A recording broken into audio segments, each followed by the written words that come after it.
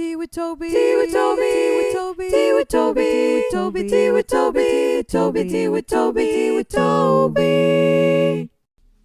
On this episode, we have a two-part special, and we'll be joined by Rachael Anstee, partner at Hazelwoods, and Derek Breingan, head of health and social care at Virgin Money. We'll be discussing best practices for optimal financial health and how growth-focused care operators can become investment ready. Diving straight into part one, let's hear from Rachael. Hi Toby, thanks first of all for inviting me today. My name's Rachael Anstee. I'm a partner in a firm of accountants called Hazelwoods, which specialises in looking after operators in the care sector.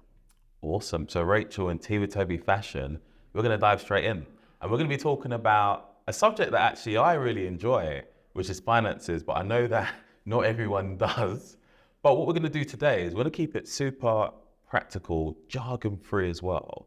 And we want it to be super educational. So just starting from the top, let's talk about financial records and the importance of it. Why is it important that operators keep up-to-date financial records? I mean, look, it's important for every business that they've got strong financial records, regular management accounts, reliable, timely management accounts, cash flow forecasts, etc. It's one of the main pillars of a successful business. And without it, how can they plan their business, control it, make decisions? So it's absolutely crucial. And have you got an example of having these metrics to hand, what you can actually project from an operator's point of view? Look, if you've got, you should be predicting, preparing forecasts for your business for a couple of years ahead. So, so you can confidently, well not confidently, but you can stress test it. So you can say, what if my interest rate increases by another percentage point? What if my resident occupancy reduces from 90% to 85%? What if these costs increase, et cetera, et cetera? And that will then allow you to look at your forecasts and say, I think I might need some extra debt, for instance, or I might need to reduce the amount I'm taking for the business, or I might need to look at these costs. But it just puts you in a stronger position if you can do that well ahead rather than panicking at the last minute, oh my God, I can't pay the wages next month. Absolutely. And I remember I used to be part of a trustee of a charity, and one of the trustee meetings, they used to always say, what is our death date? It doesn't sound great, but how long can we operate if we receive no extra funding with these costs?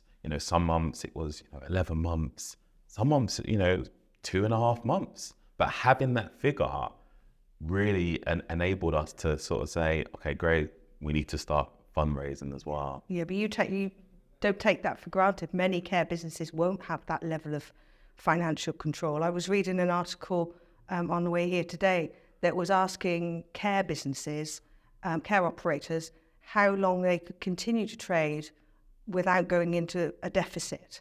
And I think it was about a third of them said they didn't know. Wow. Which speaks volumes. They can't have that level of financial control. Absolutely. And I guess it's important to know, whatever size your care home is, for example, what is your break-even point? At Absolutely. What, scenarios of if the interest rates was to increase by X percent, what would that mean for our profit, for our operating profit, etc.? Yeah. So that's super important.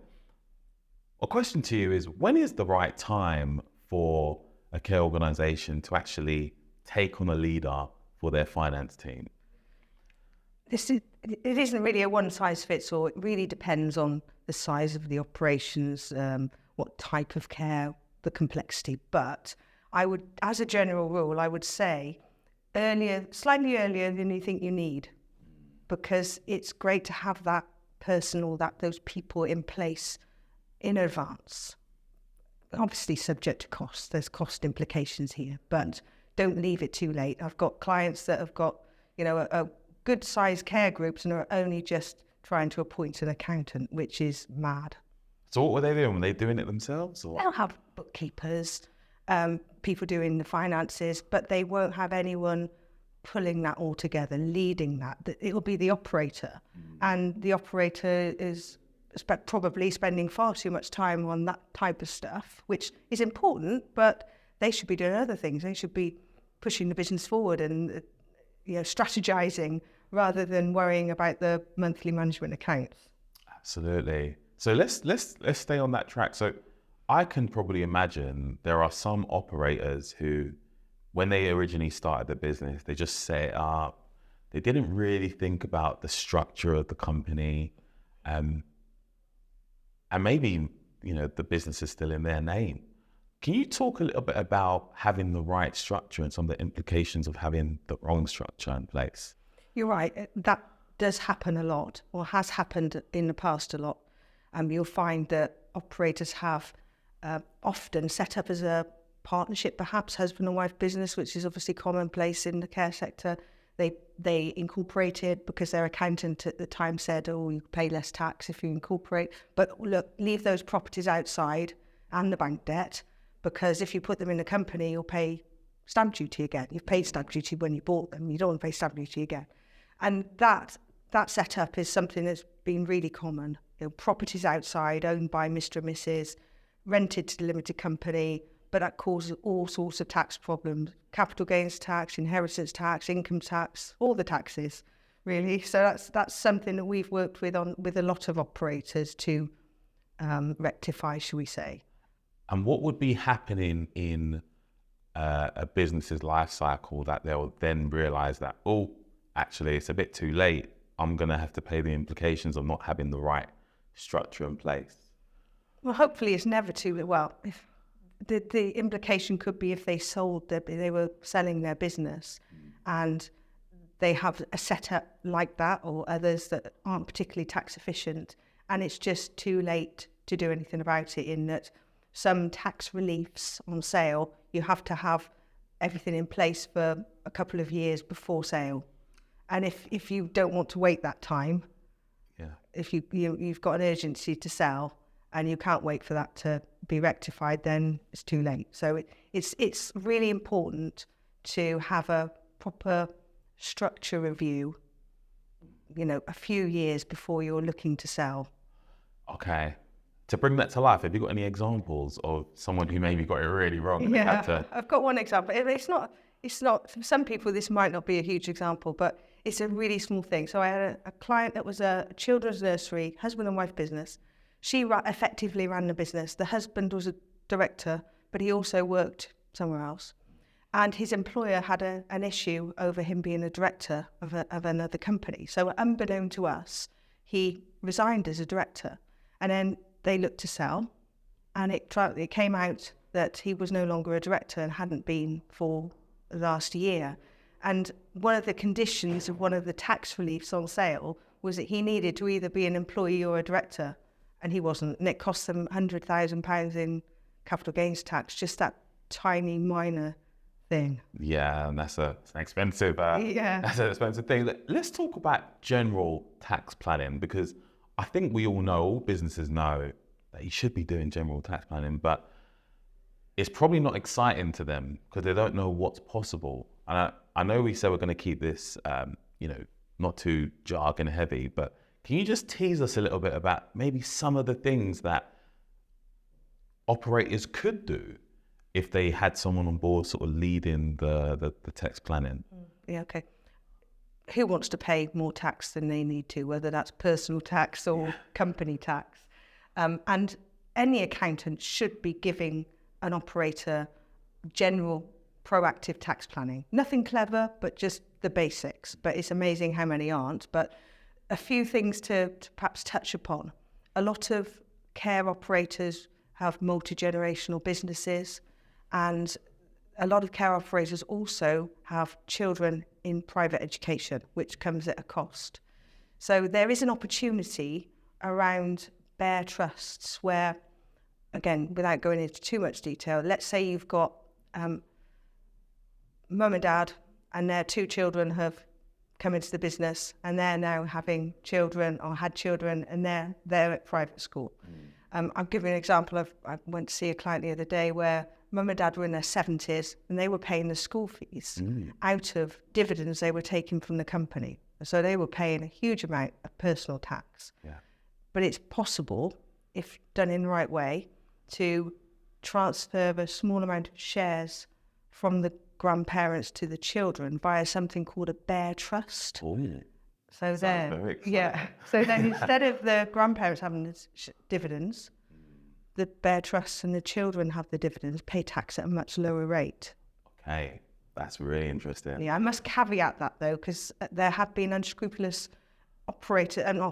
unscrupulous professionals out there who have suggested that you can, if the grandparents don't already have shares, you can just transfer shares into their name and they can then transfer them back to the children. That is okay.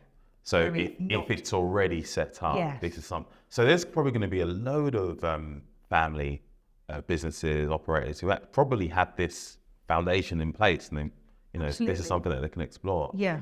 Okay, I love this type of stuff. I know we didn't want to go into but is there any other, Yeah. Yeah, there's something called, that's quite popular at the moment, called family investment companies, or FIC, as people are jargoning them. Yeah. And it's an inheritance tax planning vehicle, primarily. And it works in a lot of different scenarios, but one that might be of interest is where a care business has got surplus cash. They don't want, the owners don't want to take out any more money personally, because they'll pay more personal tax, but they want to do something with that money. They want to invest it. So what they could do is set up a family investment company which sits above their trading company. They can move money up without paying any tax, and then they can perhaps invest that in stocks and shares, or just something a bit that's generating some money, and they can perhaps give their children, grandchildren, whatever, shares in that company. I'm not an expert in that area, but it can work, especially when there's surplus cash. Awesome. And these are the things that people can just explore a little bit more further. I had a chat with one of our clients. One of the things that they were exploring was sale and leaseback. I'd love to I don't know too much about that, but I'd just love to, if you could just give an overview of what it is, really basic, and just some basic pros and cons for someone that maybe hasn't heard of it before. Yeah, like you, it's not my area of expertise is owner-managed businesses, and sale and leaseback tends to be at the bigger corporate end. But what it means is that an operator who owns their freehold properties and also runs them could sell their properties or some of their properties to a REIT or an institution, and then rent those properties back from them. And that allows them they will sell their properties, so they might pay off their debt, or they may take some more money out personally. On the other side of the coin, they've still got the business to run, and they're renting it from a REIT or an institution, and the rent could be pretty aggressive, potentially, pretty high, and they've got to be able to meet that rent. So they've still got the pressures of having to run the business well, especially in a inflationary environment as we're in now. The costs are going up, so it doesn't come without its pressures. Oh, I think these types of things, some things it may not be relevant, but is there another sort of consideration that operators can consider as well? Yeah, operators may have heard of something called VAT contract restructuring. Interesting. Bit of a mouthful, but I know in this sector, care providers can't claim back VAT. Absolutely, yeah. So in certain circumstances, operators who have a good element of local authority fees might be able to reclaim some of their VAT, essentially. It depends on the proportion of local authority to private. It depends on where they are geographically, because some local authorities are on board with it, happy to comply if you like. Some are not, and some are sitting on the fence. So it really depends. But if your business fits the model, you could be looking at, getting back a good chunk of your VAT each year. And if you're doing building projects, that can be really attractive. So it's worth exploring. And could that also work with domiciliary care businesses that maybe have a portfolio of local authority clients? It could. The only thing I would caveat that is that obviously with dom care, you don't tend to have the property costs that you have in residential or nursing care. So you might find that a dom care's input VAT that they're paying isn't as large. I was talking to one in London who has got an expensive rent, so that might be relevant there. But typically, dom care businesses tend to have smaller operations, don't they, in terms of property? Absolutely. So, we just touched on, 4 really interesting there's tax strategies or financial strategies. So there's definitely more exploring. But at the same time, are there any strategies that operators should maybe be a bit wary of, just to be careful of? Yeah, definitely. There's one that's been out in the press quite a bit. There's a piece of tax legislation called R&D tax credits, research and development tax credits. Yeah. And they've been around for years. And you would generally think of a business like a IT business or a digital agency. Yeah, maybe. Software company. Yeah, manufacturing business that might be doing something innovative, cutting edge, hasn't been done before. That's the sort of words that are used in the legislation. But over the last couple of years, there have been a couple of, more than a couple, there have been some boutique agencies that have been heavily targeting the care sector and saying, you can claim R&D tax credits, but if you do anything to do with care plans, then you can claim. To use an example, one of my clients has had a £700,000 corporation tax refund. Oh, wow. If it seems too good to be true, it probably is. And now we're starting to see the other side of the coin, because the Revenue have issued a release and they've sent it to many, many care businesses around the country saying, we think that these sectors, of which one is care homes, doesn't really qualify or generally qualify for R&D tax credits. And we're now starting to see the tax inquiries roll in as well. Wow. So you could find that if you've carried out one of these claims, you could find that you have to pay back some or all of the tax. You might have some pretty hefty penalties. Yeah. And worst case scenario, some of these companies that have been doing this, they've taken some very hefty percentage fees. Are they going to disappear into the sunset as well? So worst case scenario, you have to pay the tax back, you have some penalties, and you don't get your fee back. And that R&D tax credit area is not really regulated as well, right? They're business completely unregulated. Yeah, anyone can set up doing it, as far as I understand. Okay. And are there any other things that sound too good to be true, like claiming back on certain things that operators should maybe be wary of? You might be thinking of capital allowances, but that is still a very valid area of tax planning. If you've got a property on which a claim hasn't been made, obviously it's important that you engage with a proper surveyor who understands the sector and has got a good track record of doing it. I have heard off the record that some of these R&D tax credit companies may be doing capital allowances as well. I suspect they aren't surveyors, so I would go with a reputable company with a long track record of doing it. I would agree as well. Awesome. We've got a question that we're asking all of our guests on this season. And the question is, forgetting about the how, in an ideal situation, in an ideal world, what would be one thing you'll implement in the care sector that you think will make a positive impact?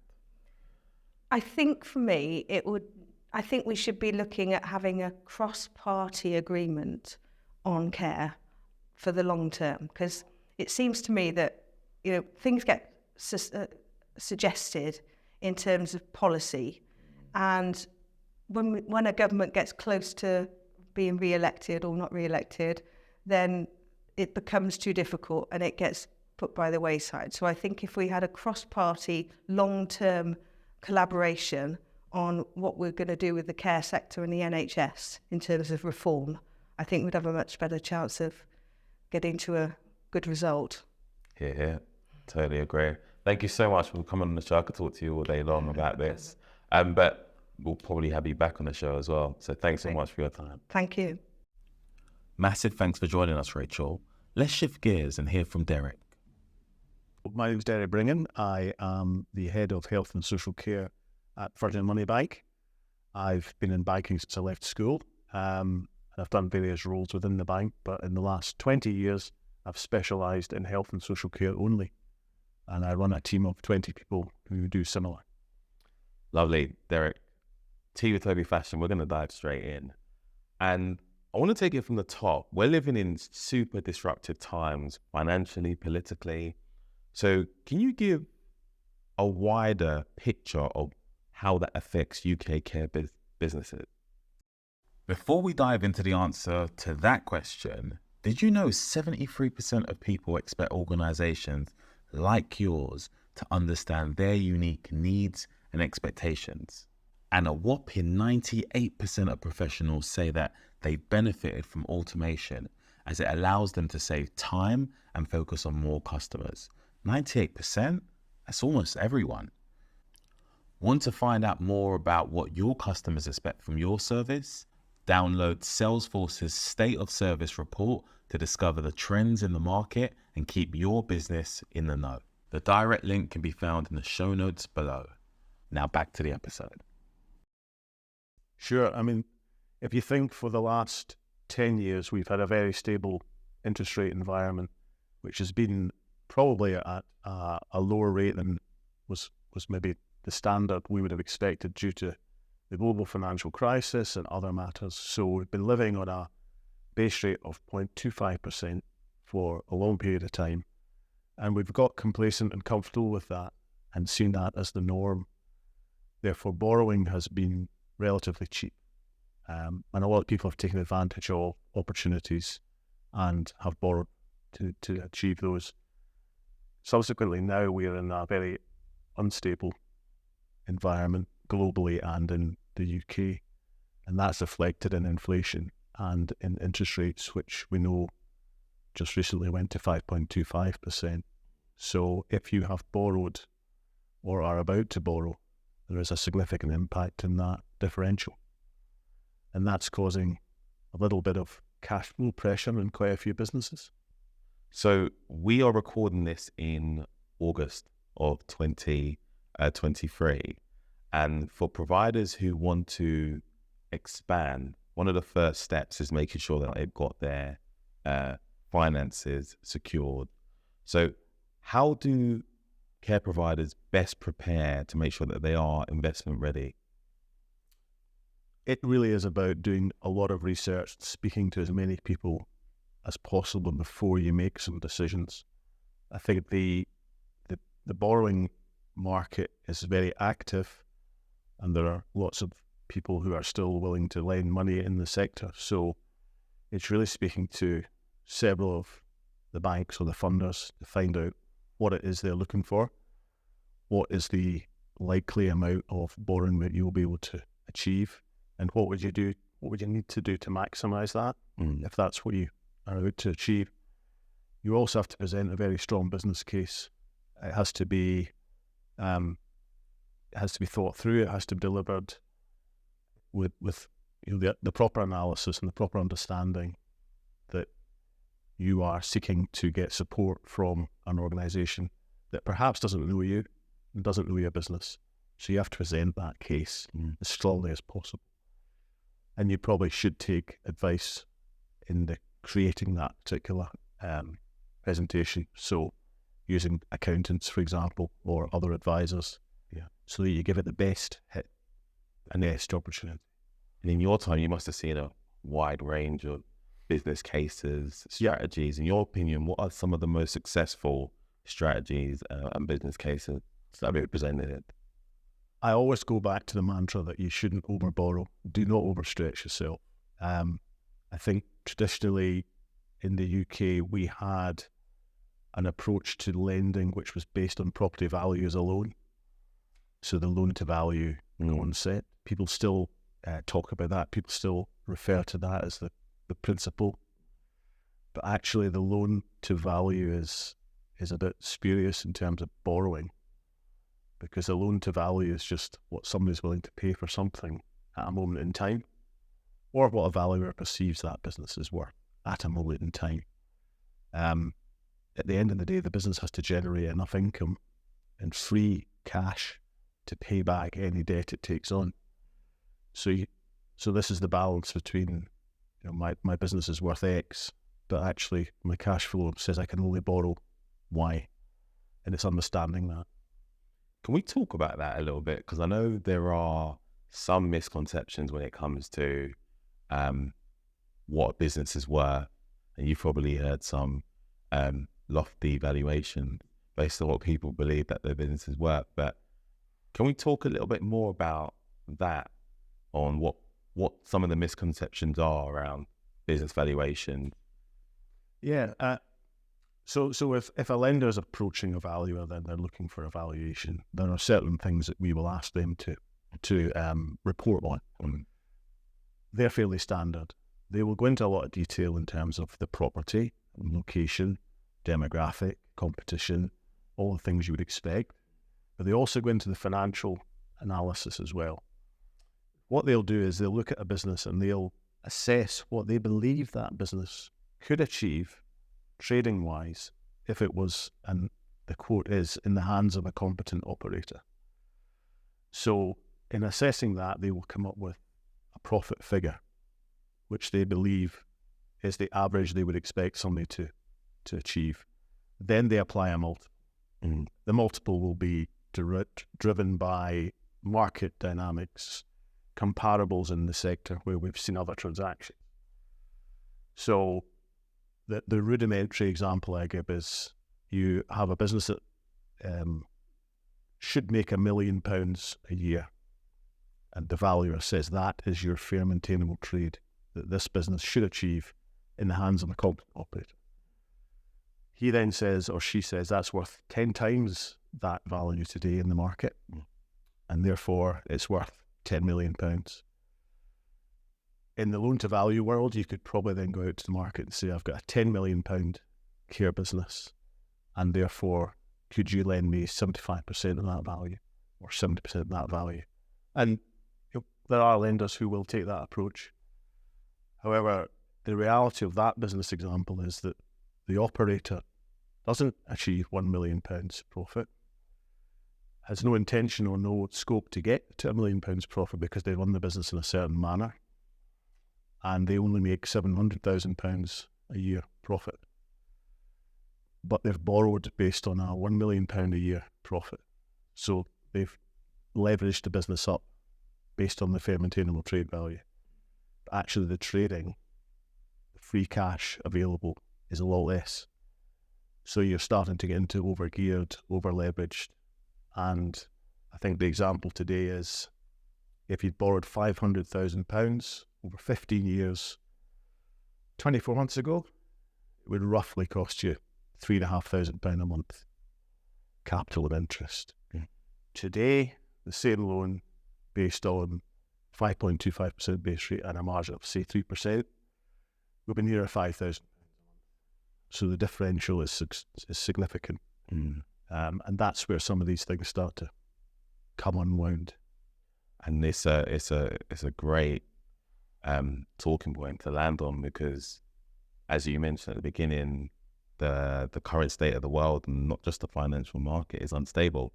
And one of the biggest concerns care providers probably have is those interest rates. Can you share any, how can care providers best mitigate the risk or those interest rate rises and still operate a company financially?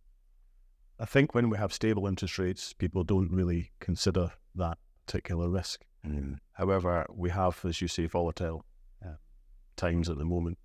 We may live in volatile times for the foreseeable future with global conflicts and energy crisis and inflation in the UK, the impact of Brexit, and there's a whole lot of macro and micro factors that will impact. So interest rates at the moment are unpredictable. There are people who would forecast where they believe things would be, and you have to follow some of the degree of science in that. However, if that risk is a true risk to your business, because it's an overhead that you ideally would want to control, then there are options where you can go into the treasury market and potentially take an interest rate product which could fix your interest rate, for example, or cap your interest rate. And those are things that a lot of customers currently in, either taking up or exploring, just to give them some certainty that they know where they stand. The risk, of course, is that you do that and interest rates fall, and then you feel perhaps you've been penalised, or similarly, you don't do it and interest rates continue to rise. So it's a very difficult one. So, and I remember, I think it was the Knight Frank event, we were talking, and you shared on the importance of having accurate financial records. So from a bank's point of view, what is the importance of that? Can you just give an overview to maybe care providers who are looking to get loans, who don't have these things in place? Yeah, everybody speaks passionately about what they do, and the sector is, it's a wonderful place to operate because people are passionate about what they do, and they can tell you a fantastic story about the business and what they do and the outcomes that they can give for people. But the devil's in the detail of how viable is the business. Does it actually perform financially to justify or sustain it? And what are the trends in that business that would suggest that that business might not be sustainable in the long term or the medium term? So the financial analysis becomes quite key in understanding from an operator's point of view how well my business is actually performing. What would my expectations be? And if I'm not quite reaching those, what is it that's causing me not to be at that level? But similarly, if the government then says we're going to introduce a national minimum wage or national living wage and it's compulsory, this is what it's going to be, you need to know what impact that has on your business immediately. So having that access to financial information that you can then actually apply that sensitivity to allows you to then predict what things you might need to do to keep that business on the profitable lane that you need it to be on. It's a bit of a science, but it is crucial. And from a bank's point of view, it's clearly important to us to understand that the business can service any obligations that we give them. And we also sensitize things heavily because we're bankers. So, doom and gloom, let's bring everything into some form of sensitivity, and let's reduce your occupancy, and let's reduce your minimum fee rates, and let's increase your staff costs and see where the thing starts to tip. And what are the tolerances then within that? And if an operator doesn't know that and is only doing it because they're coming to a bank, then I'd start to ask, why wouldn't I want to do that actually myself anyway? How bad is it in the care sector in terms of records, financial management accounts? I think during that conversation we're talking about there are some riders who don't have management accounts. It's another task, it's maybe another expense, it's maybe another time constraint because you've got enough to do during the day. And it's just one of these things that for some businesses I'll just leave it over there. I check the bank statements, they look all right. If there's a problem, the bank will phone. And that's okay from a bank account point of view, but it doesn't tell you how business is performing. So some businesses just rely on their annual accounts, probably small businesses. They will rely on their annual accounts. Those will come at the year end. The accountant will come in and get the receipts and do all the books. It might take 6 to 9 months for them to actually be produced as a set of accounts. You then go into the accountant's office and you sign them off and you have a discussion. But you're 9 months after the financial year end, and if there was something not quite right within your business performance within those 12 months, it's a long time ago. And you've probably continued to do that all the way through the period till today. So it becomes more difficult then to rectify things. Whereas if you've got quarterly management accounts or half-yearly accounts, you can actually see how your business is performing. Your profitability is dropping. Your occupancy is moving around. All combined, what does this business actually make financially? is it viable? And can I sustain it? And can I earn a living out of it as well? And there are a load of family-run care businesses who are now putting things into place, and they love the idea of management accounts. From what we do, we run a digital marketing agency. We do marketing for care homes, for example. How important is it for a business to be able to, let's say, for example, they've got 2 or 3 care homes, they're going to buy a third or 4, to be able to predict, okay, we've seen from your account, your net new resident is X, you're getting X amount of inquiries, and then to predict the hitting their target from when they're actually going for investment. So anybody presenting a business case to acquire a business would have to give rationale of why they're doing it. What risks are they willing to take to achieve that? And what risks do they want a lender to take as well? And what's the balance of that? And why they think it's a viable opportunity for them in terms of what it could do for the overall business, but also financially. What are the strengths of that acquisition? And does it justify taking on that amount of obligation? So the predictor on all that is that they've already got a successful, hopefully, track record, and they can then add where they think they can bring some of that to the acquisition. So it would be unusual for somebody to acquire something that's at the top of its performance, because the mindset would be the only way is down. You want something, most people would acquire something where they felt there's an upside. So they need to work out what that upside is. How do we do that? And convince a lender that actually I can show you that I've done it before, or I believe I can. I've got marketing, I've got recruitment sorted out, I've got, all these things are quite important. They justify that ultimately. And if we talk about the actual portfolio of care, does that make a difference in terms of the rates that are being offered? So let's say a care provider has residential, behavioural needs, nursing. Does that make a difference in the rate that they will be offered? Yes, it could do. Ultimately, a lender will present their best offer based on risk. So what are the elements of that business that would allow that business to attract a lower interest margin compared to one that's maybe carrying slightly more risk? And it is on a scale.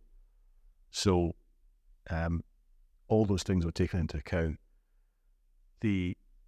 What has happened in the sector is I've seen a lot of people starting to diversify, where they've had a care business that's traditionally maybe been nursing, and then they've gone into a bit of residential, then they've maybe moved into specialist. So they start to bolt on things. Those make their business more robust in terms of its coverage of different aspects of the sector in terms of different types of care categories, but also might improve their financial standing as well in how they manage that. So there's a whole lot of factors that will bear out where our assessment would be. Similarly, somebody who's taking on a business that's quite very different to what they've done traditionally, then can they justify why would they think that's a good thing to do if you've never done it before?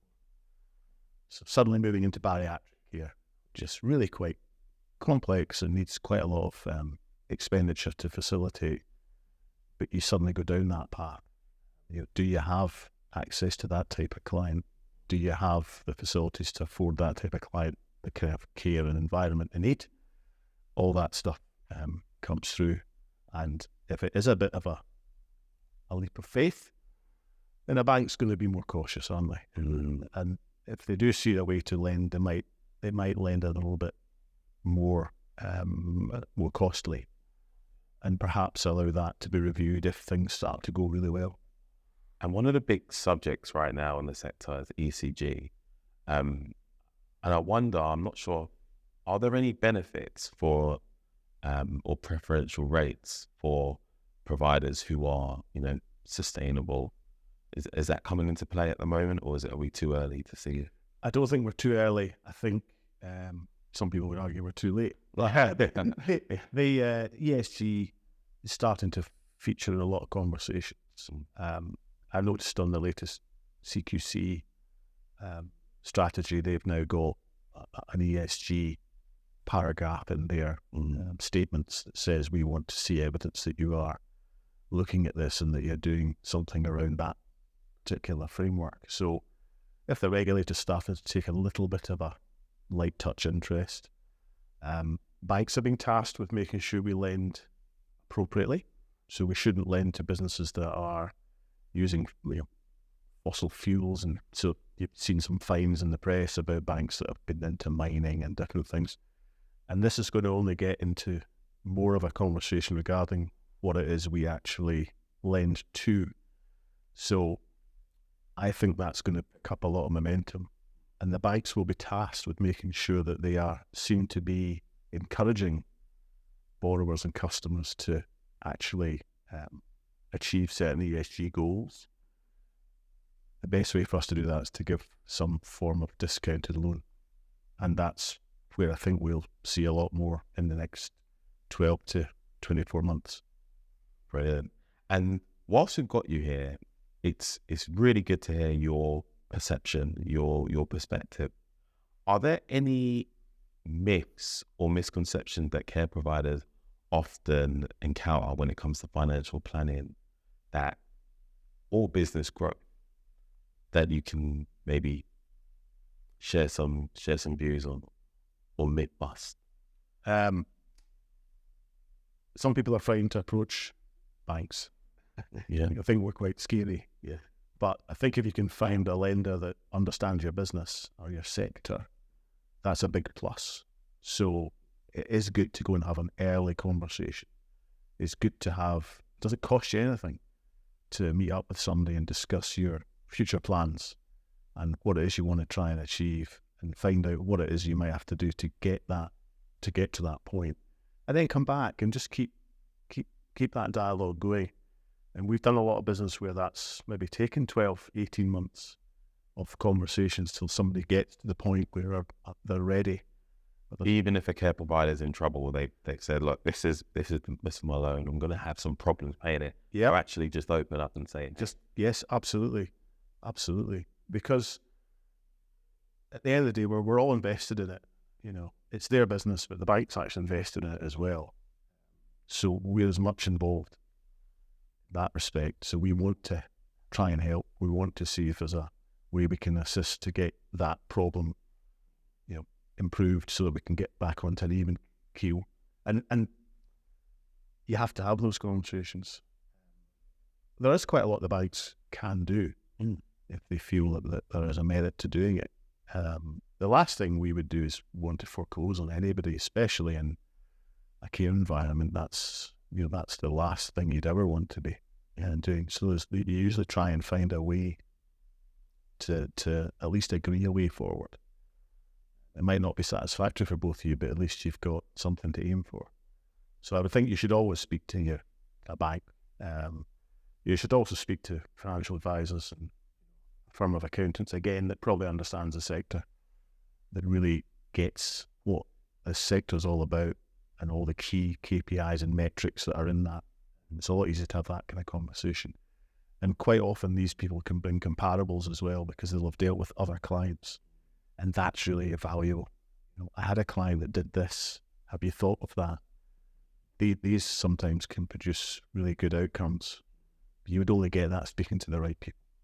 And for someone who's maybe it's the first time they're going to expand the business, seek out a lender, are there any questions that they should be asking whilst they're choosing the right partner for them? The balance is really how much risk are you willing to take and how much risk do you want somebody else to take to allow you to achieve what you want to achieve. To say there are lots of banks out there. We actually do all tend to speak to each other because we're in a very niche kind of sector. So, and I know there's certain banks have appetite at a certain level and other ones are a bit more conservative, and there's various iterations in between. So, if you don't have a lot of money to put into the business, but you really want to try and justify that acquisition by getting somebody in to believe that story, then you might have to borrow a lot more than maybe a traditional bank would do. So are you willing to take that gamble? And are you willing to pay the price for having that level of, risk taken by somebody else? Do you want to get somebody in to put equity in, but you're giving up a little bit of your ownership because you're getting somebody in with cash? All these things need to be considered, because quite often we do get approached from people who have nothing to put in, and they think because the business is worth X, but they're paying less for it, that we will just give them 100%. I think those days are long gone. Awesome. There's a special bonus question that we're asking all our guests this season, and that is, if you were to forget about the how, in an ideal world, what is one thing that you would implement in the care sector to make a positive difference? Right. I would depoliticize it. I would take all the politics out of it. I would remove all that, this 5-year cycle of somebody coming in and promising this and that, and just remove all that and actually end up with more collaborative cross-party representation for health and social care, which I believe they've just done in Germany, where all the parties now sit aligned and have signed up to improving health and social care as a collective rather than as a sort of bragging rights kind of approach. And I think that would probably be the one thing I would try and do. Awesome. Appreciate it. Thanks so much for coming on the show, Derek. Really appreciate it. Great. And you enjoyed it. Thanks. Thanks for tuning in to Tea with Toby. If you found this episode useful, don't forget to share it with one of your colleagues from the sector. And if you have any questions, drop me an email at team@prosperwell.co.uk. If you're new to Tea with Toby, do check out previous episodes in the season, and also look out for future ones. Tea with Toby is produced by specialist care sector digital marketing agency Prosperwell, caring for the brands that care for others. Tea with Toby, tea with Toby, tea with Toby, tea with Toby, tea with Toby, tea with Toby, tea with Toby, tea with Toby, tea with Toby.